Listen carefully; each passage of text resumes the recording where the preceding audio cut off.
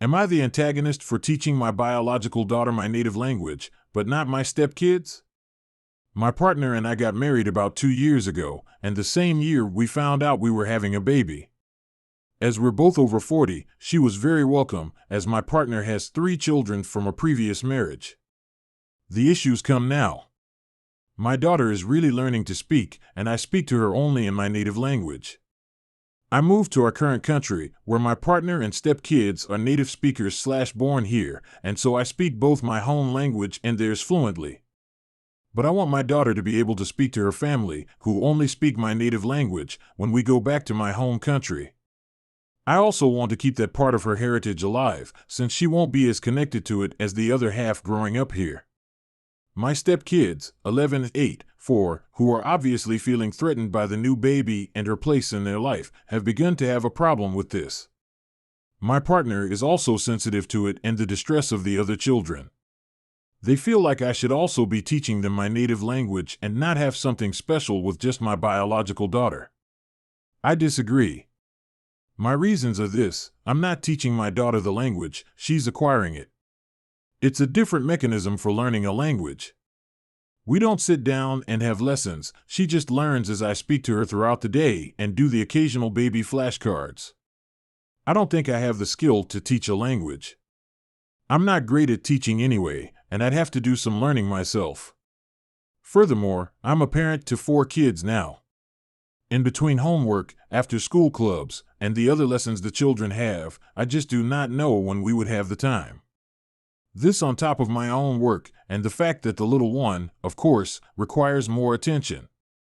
And this is maybe where I am the asshole. I think the others' kids will have to eventually learn that some things will be special between me and my biological daughter.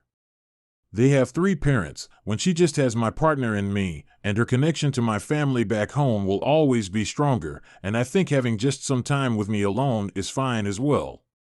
I offered to find a class for the children to take to learn the language and help them with their homework and talk to them at home, but they refused. They feel like it's unfair that I'm unwilling to share this part of myself with them / why don't I care if they can speak to my family / why didn't I teach them or find a class before the baby was born, but I honestly just didn't think they were interested. My native language is not nearly as useful as theirs. They would basically only be using it to communicate with me and my family. It's become a real issue in my house because I refuse to stop speaking to my daughter this way, and also refuse to start giving language lessons when a professional could do it instead. My partner hasn't gotten to the point of demanding that I stop speaking to my daughter yet, but there is tension. Am I the antagonist? Update: I should mention that I do speak to all the children / am of course willing to include them in anything we do. They know very basic words and phrases: hi, how are you? But they want me to sit down and teach them in a more structured way because they want to be able to communicate at age-appropriate levels. This is impossible for them to do if they learn the same as my daughter because she is still a baby and learns just from me speaking to her without requiring studying and lessons. I speak to them and teach them basic words, especially the 4-year-old, alongside their sister and on their own, but it's frustrating for them because they do not want me to speak to them like they're babies, but cannot understand when I speak normally as I do to my daughter either. They want to move past basic colors and animals and simple sentences, but it's simply not something I can do. Which is why I have suggested formal learning that I help with and reinforce at home. I would be happy for everyone in my household to speak my native language. The language isn't what I consider special, it's the connection to my home. My stepchildren do not have that in the same way that my daughter does, but it does not mean I don't want them to learn or have a connection with that part of me as well. Nobody is in the wrong here. Learning a language as a baby or child can be much easier. You offered classes to teach them, as you are not comfortable teaching them, and they can take those classes if they feel the need to. If they want to learn the language so bad, they will take the classes. Am I the antagonist for telling my sister she wasn't really bi as a response to her weaponizing her sexuality against me upon being told she couldn't come on my trip to France? Myself, 23 female, and some friends of mine are going on a trip to France later this month after saving up enough money to finally afford this trip we'd planned for a while now. Every one of us had been hyped about this trip since January of this year, and to finally be able to go was fantastic. During a call with one of my friends when we were discussing what we were packing, my younger sister Mackenzie, 19 female, had apparently overheard us talking and told me that she wanted to come along too. Obviously, I said no. I didn't want her to come, as this was just a trip between us that we all worked hard to save up for, so for her to suddenly want to join us despite being unwilling to front the costs bothered me. For clarification, Mackenzie has always gotten her way ever since she was born, and part of getting her way included me making sacrifices for that. She's almost never been denied anything, which I admittedly resent her a lot for. However, when she got told no to joining me and my friends, she, without missing a beat, had the audacity to say, "I knew you would never support me for being bi." For clarification, only a few weeks ago, Mackenzie came out to me and our parents as bisexual. Bisexual in quotation marks because I don't think she's actually bi, and is just doing it for attention. Every romantic partner she'd had throughout high school was always a guy. I'd never seen her with any girls often. And less than a week ago, she introduced us to her new boyfriend. So I doubted her coming out, but still supported her nonetheless.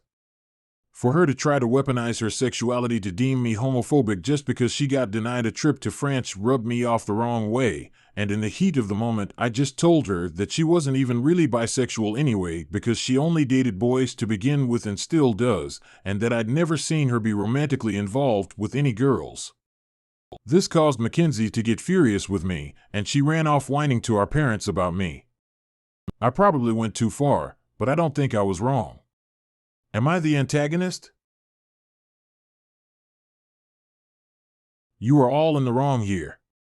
Your sister was acting very entitled, but what you have said about her sexuality is quite offensive and rude. You do not get to decide who your sister is attracted to. Your sister may be acting entitled, but everything you said about her sexuality is just as bad. Am I the antagonist for telling my stepdaughter she's not the prettiest girl in the world? Sounds harsh, I know, but let me just explain. I, 27 female, am pregnant with my first bio child by my husband Kyle, 29M, and we're both super excited. I have a stepdaughter Kalani, 6 female, who is my little best friend, and she truly sees me as a second mother figure, but still calls me by my name, not mom. We have 50-50 custody with final legal decision-making rights because of harassment and crazy behavior from Kalani's mom Eliza, 29 female. Furthermore, I always call Kalani the prettiest girl in the world.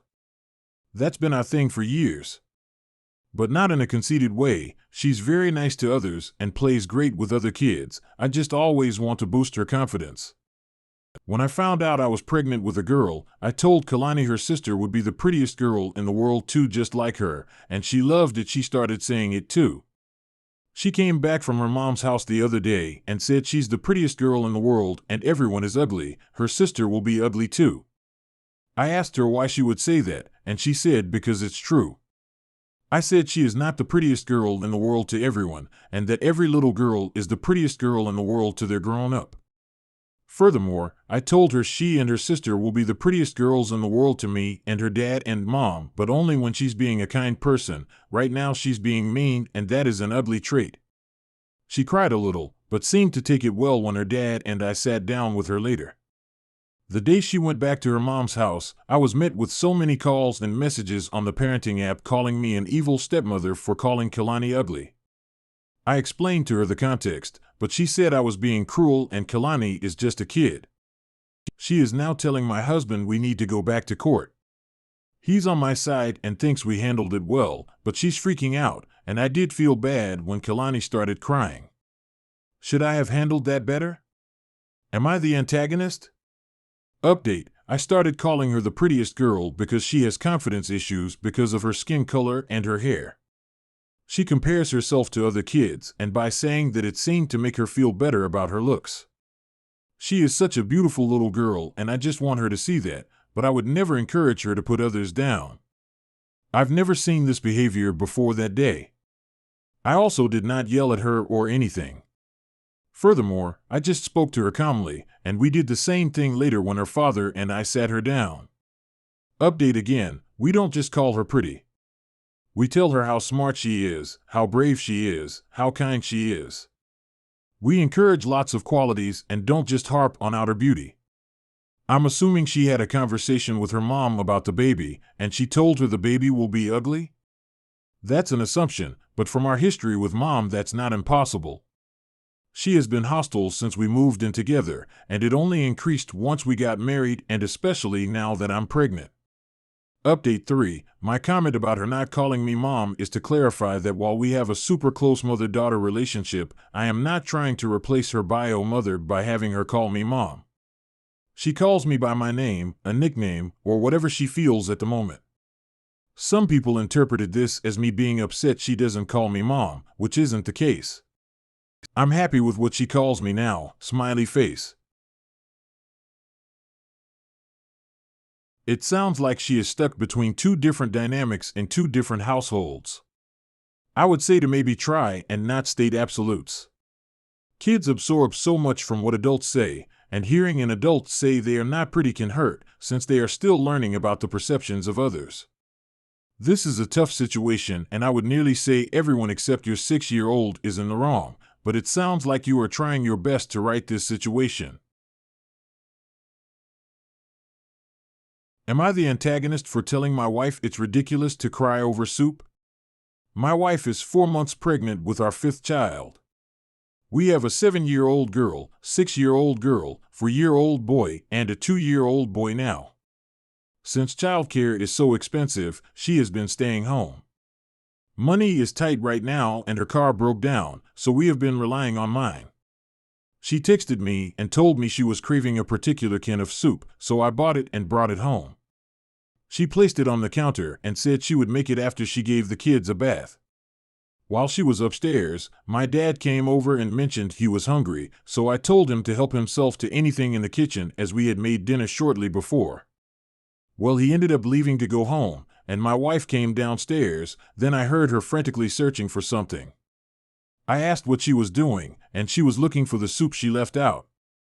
I told her I haven't seen it and that my dad came over, but he usually doesn't eat canned foods. Furthermore, I called him, and he admitted he did in fact take it and that he was sorry because he was unaware she was saving it. When I told her this, she started sobbing and saying she can never have one thing in this house and how bad she was craving it and wanting it so bad she cried for almost an hour over it. Later, I told her that she was being ridiculous and that she was an adult and crying over something as stupid as a can of soup was for children. She told me I didn't understand, and she's feeling very emotional lately and stressed. I talked to my mom, who told me I needed to give her grace and that my words were very mean. Am I the antagonist? Update: when I leave work, I'm going to go buy her all the vegetable soup they have in stock. Also, when I say money is tight, I don't mean that we are struggling to survive. We took out a loan to build 3 extra bedrooms onto our home. Her car broke down about 2 months ago. I do leave her the car if she needs to take our daughter and son to their therapy appointments or if she wants to go somewhere. I was also outside the building when my dad popped over. He stops by to see if I need help building the rooms. My wife was upstairs for a while doing bedtime routines, so they didn't see each other. I'll apologize and do the bedtime routine tonight and pick out the scariest shark movie I can find. She loves Jaws movies, so we will spend some time together. I do love my wife, even if it doesn't appear that way. Also, yes, we have 5 kids, but we wanted a big family. I wanted 3, she wanted 4. I was an only child, and she came from a big family. We had 4. She had a marina, and it went through her uterus. We found out about this baby at the same time. We both agreed we wanted this child. She told the doctor the same day that after delivery she wanted her tubes tied. We aren't struggling to survive. We have food/shelter/clothes, and occasionally we go out to dinner and take the kids to fun places. The only issue is childcare because it is cheaper for her to stay home, and she asked me if it would be okay until our youngest goes to preschool. We may have a lot of kids, but we do take care of them. I work long hours at 2 jobs, so I am pretty exhausted when I come home, plus I'm building rooms for our children. I do help with my children. Furthermore, I love my family. You are very much in the wrong here. Your wife is looking after 4 kids under the age of 8 and also 4 months pregnant. That is enough to make anyone cry. It's obvious she was looking forward to her soup. Just go and buy some more for her. I think she is quite overwhelmed and probably wasn't crying exclusively over the soup and is quite stressed out. Get and make some soup for her and make sure she is doing all right. Am I the antagonist for yelling at my girlfriend for baking a dessert for a dinner party? Throwaway because her brother follows my main Reddit page. I, 26M, have been dating my GF Rosie, 23F, for a year now. Rosie and my mother do not get along. It's just about the fact that their personality differences are so large. My mom is a more conservative and reserved person, and Rosie is the opposite of that. My mom is a really picky person and has never been happy with anyone I date over the years, but I usually ignore her because it's not her life. Yes, I always shut down my mother's snarky comments about anyone I date. On to the problem. Tomorrow night, my mother is hosting a dinner party for everyone in our family. I'm not sure about other families/cultures, but usually when we throw dinner parties, everyone will bring something. I thought this was the perfect time for Rosie and my mom to get along better. Furthermore, I told Rosie that she should home make something. I also made something. My mother hates anything sweet, so I told Rosie to refrain from baking any desserts. Rosie said she wanted to bake something because it's what she does best when it comes to the kitchen. I told her to look up a recipe on Google. She was quiet, and about an hour later I came downstairs because I could smell something sweet, and I found Rosie piping macaron batter. I freaked out. I started yelling about how I told her to specifically not make anything sweet because this was her one chance to get on my mother's good side, and I feel like she only made the dessert to be petty. She got upset and told me to not raise my voice at her and that she was not doing it to be petty. She just doesn't care what my mother thinks of her and that my mother is not the only guest at the dinner party. I got frustrated and made the mistake of telling her to stay home instead, and she told me that she would and that she now would not go no matter what, even if I changed my mind. I regret telling her that because if she doesn't go, my mother will really not like her, but am I the antagonist for telling her not to bake something sweet? Edit, I made a lasagna for the party. I keep seeing that question, so I thought I would put it here, and yes, it is homemade. You are in the wrong here, big time. Your girlfriend is right in saying that there are other people going to be at this party. She isn't cooking exclusively for your mother. She can make the whole family happy with her sweets. Also, the fact you yelled at her about this is even worse. This isn't an issue to be yelling at someone about. Your girlfriend is putting in effort and making something difficult for your family. You should appreciate her efforts.